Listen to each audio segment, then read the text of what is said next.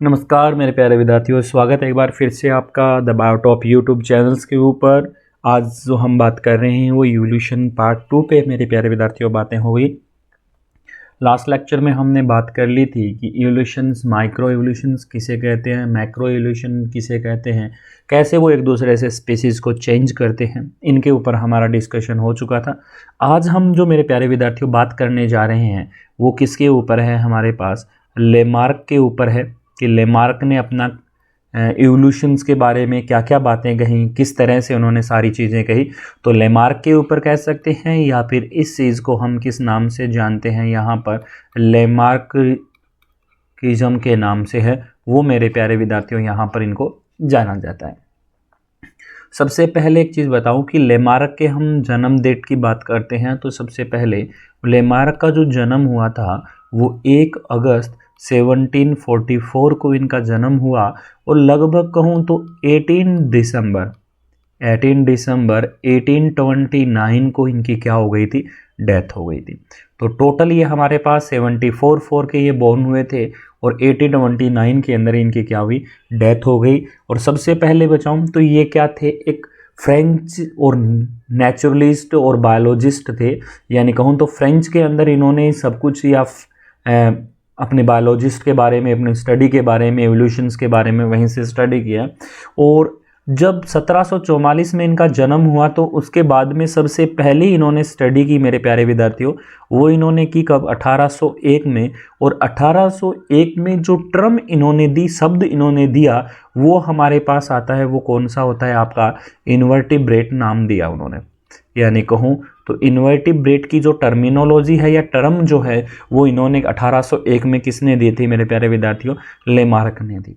फिर इसी के साथ चलते हुए हम 1802 पे चलते हैं। तो 1802 में सबसे पहले या फिर कहूँ तो जो बायोलॉजी जो शब्द है या बायोलॉजी जो टर्म है वो भी किसने दी थी, लेमार्क ने यहाँ पर प्रस्तुत की थी। उसके बाद में अगले सन्स की बात करूं मेरे प्यारे विद्यार्थियों तो ध्यान रखना 1809 के अंदर इन्होंने अपना जो इवोल्यूशंस पर काम था वो इन्होंने पहली बार 1809 में प्रकाशित किया। और जिस बुक में इन्होंने प्रकाशित किया था उस बुक का नाम था हमारे पास मेरे प्यारे विद्यार्थियों कौन सा, फिली या फिर तो फिलोसॉफिल जूलॉजिक्यू, ये इनका क्या था मेरे प्यारे विद्यार्थियों, नाम था। 1809 में इन्होंने इस बुक में अपना या फिर कहूँ तो इस पब्लिश्ड के अंदर अपना सबसे पहला जो एवोल्यूशन पे काम था वो इन्होंने पब्लिश किया। और जैसे इन्होंने एवोल्यूशंस पर काम पब्लिश किया, अब एक चीज़ और बताऊं मेरे प्यारे विद्यार्थियों, वो भी थोड़ी सी आपको ध्यान में रखनी है कि 1809 वो सन है जब लेमार्क को एवोल्यूशन के नाम से जाना जाता है। लेकिन इसके साथ साथ एक और शख्स है जिनको भी एवोल्यूशंस के बारे में जाना जाता है, जिसे हम डार्विन कहते हैं। तो डार्विन का जो जन्म हुआ था वो कब हुआ था मेरे प्यारे विद्यार्थियों, 1809 के अंदर हुआ। तो टोटल एक बात कहूँ कि जब डार्विन का जन्म होता है तब उस टाइम लेमार्क क्या कर रहे थे, अपना इवोल्यूशन पे काम कर रहे थे। और इन्होंने अपना जो इवोल्यूशन पे किया हुआ वर्क था, यानी जहाँ पर भी इन्होंने काम किया, जो भी काम किया वो क्या था हमारे पास है, फिलोसॉफिया जूलॉजिक्यू है, उसके अंदर अपना वर्क को पब्लिश किया। फिर उसके बाद में जानने मेरे प्यारे विद्यार्थियों तो एक टर्मिनोलॉजी और हमें देखने को मिलती है, वो ये होता है कि लेमार्क ने ऐसे सबसे पहले पर्सन थे जिन्होंने इवोल्यूशंस के ऊपर या कहूँ तो जो चेंजेस आता है उनके ऊपर थ्योरी प्रस्तुत की थी। इसीलिए उस थ्योरी को कहा जाता है, कौन सी थ्योरी, इवोल्यूशनरी थ्योरी के नाम से है मेरे प्यारे विद्यार्थियों, वो यहाँ पर जाना जाता है। इस थ्योरी को किस नाम से जाना जाता है, इवोल्यूशनरी थ्योरी है। वो सबसे पहले व्यक्ति थे जो इवोल्यूशंस के ऊपर कोई थ्योरी को क्या किया गया था मेरे प्यारे विद्यार्थियों, प्रस्तुत किया गया था। और उसी थ्योरी को ध्यान में रखते हुए आगे बहुत सारे इन्होंने इवोल्यूशंस के बारे में, चेंजेस के बारे में इन्होंने बताया था। तो ये थी हमारे पास कुछ लेमार्क रीजन्स की कि क्या क्या कैसे कैसे लेमार्क ने काम किया, उनके ऊपर है वो हमने यहाँ पर बातें अपनी कर ली है। नेक्स्ट बात करते हैं मेरे प्यारे विद्यार्थियों कि जो लेमार्क का इवोल्यूशंस पे थ्योरी देना, उसके ऊपर बात करते हैं कि लेमार्क के लिए जो पोस्टुलेट थे यानी टोटल कहूँ तो जो लेमार्क के पोस्टुलेट है हमारे पास, उनके ऊपर हम बात करते हैं कि पोस्टुलेट इनके पास क्या रहे लेमार्क एवोल्यूशन की थ्योरी देने के। तो सबसे पहले हमें ऐसे कुछ चीज़ों के बारे में पढ़ना है जो इवोल्यूशंस के बारे में, कुछ चेंजेस के बारे में बताते हैं। उनके बारे में बात करूं तो जो हमने कल पढ़ा कि इवोल्यूशंस होता है वो टाइम टेकिंग प्रोसेस होता है। आप धीरे धीरे टाइम के साथ स्पीशीज में हमें क्या देखने को मिलेगा, चेंज देखने को मिलेगा। और जब चेंज देखने को मिलेगा, चेंज किस में देखने को मिलेगा, तो करैक्टर में। और करैक्टर में जब चेंज आएगा तो वहाँ पर क्या होगा, हमारे पास नए जीन का फॉर्मेशन है वो भी हमें यहाँ पर देखने को मिलेगा। तो वही चीज़ लेमार्क ने कहा कि जब चेंज आ सकता है, वो सबसे पहला चेंज हमारे पास देखने को मिलता है मेरे प्यारे विद्यार्थियों, वो ध्यान रखना किसकी वजह से, इंटरनल फोर्स की वजह से हमें इवोल्यूशंस के अंदर चेंज देखने को मिल सकता है, या स्पीसीज के अंदर चेंज देखने को मिल सकता है। यानी कोई भी हमारे पास स्लाइटली हम ऑर्गेनिजम्स के अंदर ऐसा कुछ शॉर्ट टाइम के लिए मैकेनिज्म हो, या खुद में ऐसा फोर्स लगे अंदर से जिससे हमारे पास क्या हो जाए। इन्होंने लेमार्क ने कहा कि एक ऐसा इंटरनल फोर्स काम करता है जो क्या करता है, इवोल्यूशंस को प्रोड्यूस करता है। और इन्होंने जो एग्जाम्पल लिया इसके ऊपर कि इंटरनल फोर्स के ऊपर, उन्होंने कहा कि इसका एग्जाम्पल जो मैं लेता हूँ वो कौन सा है मेरे प्यारे विद्यार्थियों, तो वो है जिराफ की नेक। इन्होंने एग्जाम्पल के साथ समझाया कि अंदर का फोर्स होता है वो क्या करता है, इवोल्यूशन को प्रोड्यूस करता है। इन्होंने एग्जाम्पल ले लिया कौन सा, हमारे पास है जिराफ की नेक। अगर जिराफ की नेक में अगर हम देखें तो क्या होता है, धीरे धीरे परिवर्तन आया। ठीक है, उन्होंने इंटरनल फोर्स होगी, कुछ ना कुछ हुआ, लेकिन कुछ ने कहा कि अगर ऐसा होता है तो अभी तक ह्यूमंस के अंदर जो विंग का फॉर्मेशन तो हो जाना चाहिए था। ह्यूमंस के अंदर विंग का फॉर्मेशन तो हो जाना चाहिए था, लेकिन अभी भी कुछ ऐसे इंटरनल फोर्स हो गए नहीं कि वो ह्यूमंस में क्या फॉर्मेशन कर दे, विंग फॉर्मेशन कर दे। तो हमें अभी तक ये पता चला कि ऐसा तो हमारे पास लेमार्क की जो थ्योरी है उसको तो हम ये कह सकते हैं कि इंटरनल फोर्स की वजह से तो हमें ऐसा कुछ देखने को नहीं मिला। तो ये कहूँ तो इंटरनल फोर्स का जो हम कह सकते हैं कि हमारे पास जो एक्सेप्शन है वो हम किसको मानते हैं, ह्यूमन विंग्स को मानते हैं। दूसरी चीज़ के ऊपर बात करूं तो हम अगर लेमार्क ने ये भी कहा दूसरी चीज़ को लेकर कि किसी ऑर्गन का हम यूज करें और अगर किसी ऑर्गन का हम यूज नहीं करें तो उसका फॉर्मेशन हमें ज़्यादा, जो ऑर्गन को यूज करेंगे वो ज़्यादा डेवलप होगा, जिस ऑर्गन का हम यूज नहीं करें वो यहाँ पर क्या होगा, कम डेवलप होगा। तो ऐसा मान के चलिए कि अगर हमारे पास, इन्होंने एग्जाम्पल भी दिए इन चीज़ों के ऊपर कि जैसे मान के चलिए कि जिराफ ने, वही एग्जाम्पल वापस से ले लिया कि जैसे हमारे पास जिराफ है, जिराफ ने क्या किया यहाँ पर कि जिराफ ने अपनी गर्दन का प्रयोग ज़्यादा किया।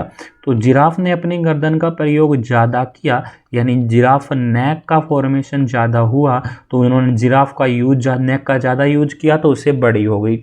चलो ये भी मान लेते हैं। अब ये भी उन्होंने एक एग्जाम्पल के रूप में समझाया कि जो गुफा में रहने वाले, यानी कहूँ एनिमल्स, जो गुफा में रहने वाले आपके जो एनिमल्स होते हैं वो एनिमल्स के अंदर क्या हो गई है, हमारे पास आई डिसयूज हो गई। चलो ये भी मान लिया कि चलो ठीक है, गुफा में रहने वालों को आंखें होती है वो यूज नहीं आती, इसलिए उन्होंने आंखें हैं वो हो गई। फिर उन्होंने एक एग्जाम्पल और से समझाया कि चलो ठीक है, एक्वाटिक जो बर्ड्स होते हैं, एक्वाटिक जो बर्ड्स हैं यानी जल में रहने वाले पक्षी हैं, उनके अंदर जो हमारे पास क्या देखने को मिलेगा, फ्लैपर डेवलप हो गए, जो क्या करते हैं उनको तैरने में हेल्प करते हैं, तैरने में करते हैं, तो फ्लैपर डेवलपमेंट हो गया। अब इन्होंने ये भी कहा, एक एग्जाम्पल और लिया कि जो फ्लाइट लेस ऑर्गन होते हैं या बर्ड्स होते हैं, जो फ्लाइट लेस यानी जो उन्हें उड़ाने नहीं भरनी आती, जो उड़ते नहीं हैं, उनके अंदर क्या हुआ, विंग्स हैं वो यूज नहीं आए, और विंग्स यूज नहीं आए तो उनके अंदर क्या हो गया, इनका समाप्ति हो गई। तो ये कुछ उन्होंने क्या किए, यूज और डिसयूज के ऊपर उन्होंने क्या लिए, लेमार्क ने कुछ एग्जाम्पल लिए। लेकिन ये भी एक एग्जाम्पल हमने प्रस्तुत किया कि अगर मान लीजिए ह्यूमन है वो अपनी आँखों का यूज ज़्यादा करता है, यानी ह्यूमन्स आई का यूज ज़्यादा करता है। अगर या ज़्यादा यूज करता तो उसकी आंखें तो अभी तक क्या होनी जानी चाहिए थी, छोटी से बड़ी हो जानी चाहिए थी, लेकिन ऐसा तो नहीं हुआ। तो यूज और डिसयूज का हम ये क्या कह सकते हैं, लेमार्क के लिए एक एक्सेप्शन है कि अगर सारी चीज़ों का यूज ज़्यादा हो रहा है तो ह्यूमन भी अपने आँखों का यूज ज़्यादा कर रहा है, चाहे वो मोबाइल देखने में हो, चाहे वो पढ़ने में हो, चाहे वो रील्स देखने में हो, कहीं पर भी हो, लेकिन यूज़ तो ज़्यादा कर रहा है। लेकिन ऐसा अगर जिराफ में हो सकता है, एनिमल्स में हो सकता है, बर्ड्स में हो सकता है, तो ह्यूमन में क्यों नहीं हुआ? तो ये हमें क्या देखने को मिला, एक यूज और डिसयूज है वो भी देखने को मिला। इसके बाद में अगर मैं और बातें करूं मेरे प्यारे विद्यार्थियों, तो हम तीसरी बात पे बढ़ते हैं कि लेमार्क ने और कौन कौन से पोस्टुलेट दिए। तो उन्होंने कहा कि बॉडी साइज जो होता है वो भी क्या होता है, इवोल्यूशंस को करता है। यानी बॉडी साइज कैसे करता है कि जो बॉडी साइज है, जैसे जैसे इवोल्यूशन होता जाएगा वैसे बॉडी साइज है वो क्या होता जाएगा, हमारे पास लार्ज होता जाएगा। जैसे उन्होंने एग्जाम्पल्स के रूप में भी इसको समझाया कि जो पहले एंसेस्ट के रूप में जो हमारे पास घोड़े थे, एंसेंस के रूप में जो हमारे पास हॉर्स थे, उनका साइज हमें क्या देखने को मिलता था मेरे प्यारे विद्यार्थियों, स्मॉल देखने को मिला। लेकिन जो अभी प्रेजेंट टाइम की अगर मैं बात करता हूँ तो प्रेजेंट टाइम में जो हॉर्स प्रेजेंट हैं वो हमारे पास कैसे हैं, लार्ज हैं। यानी कि इनकी बॉडी का साइज है वो हमारे पास क्या है मेरे प्यारे विद्यार्थियों, लार्ज साइज है। तो ये भी हम कह सकते हैं कि बॉडी साइज भी क्या कर रहा है, धीरे धीरे को इवोल्यूशंस को कंट्रोल कर रहा है, या फिर कहूँ तो इवोल्यूशन से इन बॉडी साइज के अकॉर्डिंग होता है। लेकिन अगर मानिए कि हमारे पास कोई प्लांट है, जिसकी बात करूँ मैं एल्गी की, एल्गी के बाद में हमारे पास प्लांट है कौन सा, आपका ब्रायोफाइटा। ब्रायोफाइटा के बाद में प्लांट आता है आपका कौन सा, टेरिडोफाइटा। टेरिडोफाइटा के बाद में प्लांट आता है आपका कौन सा, जिम्नोस्पर्म। और जिम्नोस्पर्म के बाद में आपके पास प्लांट आता है आपका लास्ट वाला कौन सा, एंजियोस्पर्म। ये आपके पास प्लांट का क्रम है। लेकिन एक चीज़ ध्यान रखना, जब आप इन प्लांट्स की तरफ आगे डायरेक्शन में जाते हैं, यानी टोटल मैं यहाँ पर बात कहूँ कि आप एल्गी से ब्रायो की तरफ जाओगे, या फिर कहूँ ब्रायो से टेरिडो की तरफ जा रहे हो, या टेरिडो से जिम्नो की तरफ जा रहे हो, चाहे जिम्नो से आप कहाँ जा रहे हो, एनजीओ की तरफ जा रहे हो। जैसे ही इनका यहाँ एल्गी से लेकर आप एनजीओ की तरफ जाओगे, यानी टोटल कहूँ तो इस पॉइंट से लेकर आप इस पॉइंट एंजियोस्पर्म तक जाते हो, तो यहाँ पर हमारे पास क्या देखने को मिलता है कि बॉडी साइज जो होता है वो क्या हो रहा है, बढ़ रहा है। मान लेते हैं ऐसा, ठीक है। इसके साथ साथ एक चीज़ और भी देख लेते हैं कि इनके अंदर जो हमारे पास क्या है, जो सेक्स ऑर्गन होते हैं उनका भी फॉर्मेशन ज़्यादा हो रहा है, यानी वो भी कैसे हो रहे हैं, लार्ज साइज के हो रहे हैं। लेकिन अगर मैं यहाँ पर बात करूँ कि हमारे पास एंजियोस्पर्म में सबसे पहले फॉर्मेशन होता है कौन सा, डाइकोट प्लांट का, और डाइकोट प्लांट के बाद में हमारे पास कौन देखने को मिलता है, मोनोकोट प्लांट देखने को मिलता है। लेकिन अभी यहाँ पर मेन बात है वो ध्यान में रखिएगा मेरे प्यारे विद्यार्थियों कि जैसे ही हम डाइकोट से मोनोकोट की तरफ आते हैं, जैसे ही हम डाइकोट से मोनोकोट की तरफ आते हैं, वहाँ पर हमें क्या देखने को मिलता है कि इनका जो बॉडी साइज होता है मेरे प्यारे विद्यार्थियों वो क्या हो जाता है, कम हो जाता है।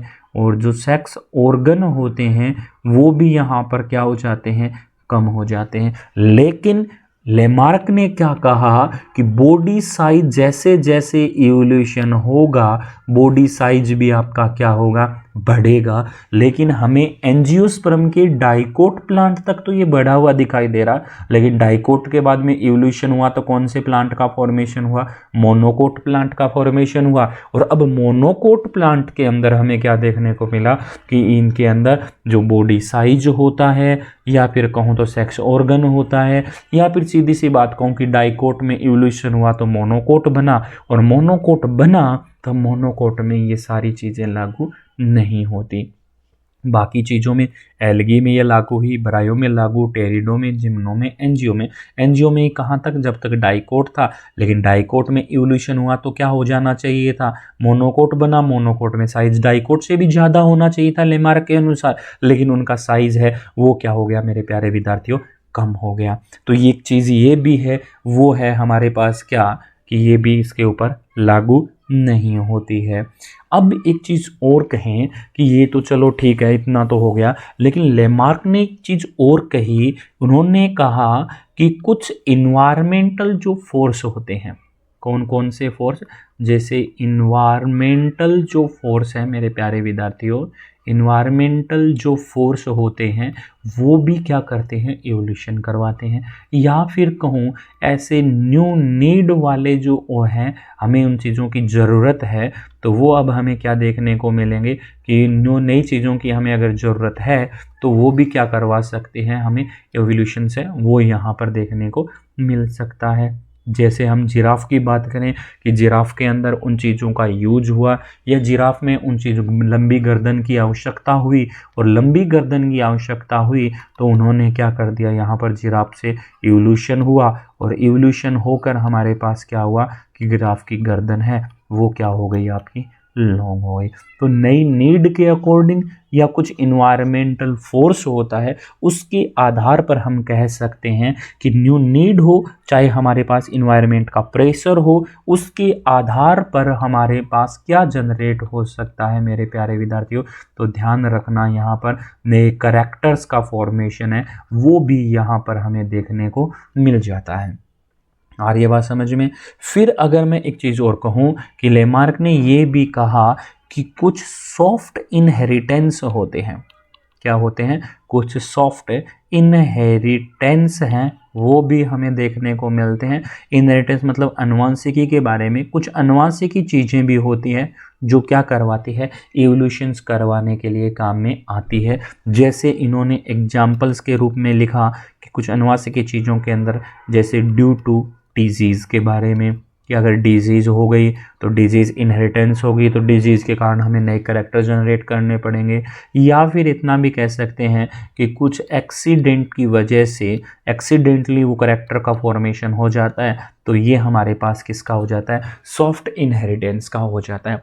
यानी टोटल मेरी बात कहूँ मेरे प्यारे विद्यार्थियों, तो ध्यान रखना, लेमार्क ने अपने जो एक्सपेरिमेंट थे, वो लेमार्क ने ये कहा थ्योरी के अंदर कि एक ऐसा इंटरनल फोर्स जिसकी वजह से हमारे पास क्या होता है, नए करैक्टर का फॉर्मेशन होता है, लेकिन ह्यूमन में अभी तक विंग्स का फॉर्मेशन नहीं हुआ। कुछ यूज ज़्यादा करोगे तो ज़्यादा ऑर्गन का फॉर्मेशन होगा, डिसी ना यूज नहीं करोगे तो वो विलुप्त हो जाएगी। लेकिन ह्यूमन ने आई का फॉर्मेशन, आई का यूज ज़्यादा करता है, लेकिन उसकी आई अभी तक बड़ी हो जानी चाहिए थी, लेकिन अभी भी क्या है, उसकी आई छोटी है। अगली बात करूं तो उन्होंने कहा बॉडी साइज, जैसे जैसे इवोल्यूशन होगा, जैसे जैसे होगा उसने बॉडी साइज बढ़ता जाएगा, लेकिन एंजियोस्पर्म तो वो साइज बढ़ता जाता है, लेकिन एंजियोस्पर्म में जब डाइकोट से मोनोकोट पढ़ते हैं तो वो साइज हमारे पास क्या दिखता है, कम होता हुआ दिखाई देता है। उसके बाद में अगर कहूँ तो कुछ इन्वायरमेंटल फैक्टर होते हैं, या कुछ इन्वायरमेंटल फोर्स होते हैं, या कुछ ऐसे न्यू नीड पड़ गई हमें कि अब करैक्टर इवोल्यूशन करवाना चाहिए, इवोल्यूशन होना चाहिए, तो वो हमारे पास नए करैक्टर का क्या कर देगा, यहाँ पे फॉर्मेशन कर देगा। और सॉफ्ट इनहेरिटेंस की वजह से, कुछ एक्सीडेंटली हुआ, कुछ डिजीज़ की वजह से हमारे पास क्या हो सकता है, इनहेरिटेंस करैक्टर आएगा, जिस वजह से इवोल्यूशन है वो हमें देखने को मिल सकता है। अगर मैं टोटली बात कहूँ तो कहूँ कि इवोल्यूशंस का मतलब क्या हुआ। अभी तक हमने जो डिस्कस किया है, तो ये कह सकता हूँ कि इवोल्यूशंस का मीन क्या है यहाँ पर। तो ध्यान रखना, इवोल्यूशंस का मीन क्या है, आपका चेंजेज है। कहीं पर कोई चेंज आना क्या कहलाता है, इवोल्यूशंस कहलाता है। और चेंज किसकी वजह से आ सकता है, ये भी आपको ध्यान रखना है कि चेंज हमें है वो हमारे पास देखने को मिल सकता है किसकी वजह से, म्यूटेशन की वजह से आपको क्या आएगा, चेंज देखने को मेरे प्यारे विद्यार्थियों वो मिलेगा। कहाँ पर, कि हमारे पास चेंज कहाँ कहाँ पर हो रहा है, वो हमें सारी चीज़ें देखने को आपको कहाँ पर मिलेगी, इस म्यूटेशन की वजह से क्या आएगा, आपका चेंजेस देखने को मिलेगा। अब म्यूटेशंस होता है वो हमारे पास नॉर्मली कहूँ तो रैंडम प्रोसेस है। क्या है, एक रैंडम फिनोमिना है, रैंडम फिनोमेन्स है। और इस रैंडम प्रोसेस के द्वारा हमारे पास क्या देखने को मिल सकता है, यहाँ पर म्यूटेशंस देखने को मिल सकता है। अगर कहूँ म्यूटेशंस कितने टाइप के होते हैं, तो मेरे प्यारे विद्यार्थियों ध्यान रखना, नॉर्मली अगर म्यूटेशंस के बारे में बात कहूँ तो दो टाइप्स के देखने को मिलेंगे। एक वो म्यूटेशन जो लगातार होता जाता है, या फिर कहूँ एक वो म्यूटेशन जिसे हम प्रोग्रेसिव म्यूटेशंस कहते हैं, और दूसरा वो म्यूटेशन जिसको हम किस नाम से जानते हैं यहाँ पर रिट्रोग्रेसिव म्यूटेशंस है वो कहते हैं। यानी कि प्रोग्रेसिव म्यूटेशंस किसे कहेंगे, तो किसी भी तरह से कोई भी जो सिंपल चीज़ें होती है उनको किस में कन्वर्ट कर देना, कॉम्प्लेक्स में कन्वर्ट करना। और अगर कोई कॉम्प्लेक्स चीज़ होती है मेरे प्यारे विद्यार्थियों, उसको कहाँ पर चेंज कर देना, सिंपल में है वो हमारे पास चेंज कर दी जाती है। तो ये प्रोसेस आपके पास क्या कहलाती है यहाँ पर, प्रोग्रेसिव एंड रेट्रोग्रेसिव म्यूटेशंस कहलाती है। तो मेरे प्यारे विद्यार्थियों आज हमने यहाँ पर लेमार्क के ऊपर या लेमार्किज्म के ऊपर है वो हमने बात करी है। आपको वीडियो अच्छा लगा हो तो लाइक कीजिएगा, शेयर कीजिएगा, अपने दोस्तों को शेयर कीजिएगा। और एक चीज़ और बताऊं कि हम नेक्स्ट क्लास के अंदर आपका पढ़ेंगे नियो लेमार्किज्म और कुछ बातें करेंगे किसके ऊपर, डार्विन के ऊपर। चलिए मेरे प्यारे विद्यार्थियों मिलते हैं आपसे नेक्स्ट क्लास में। Thank you.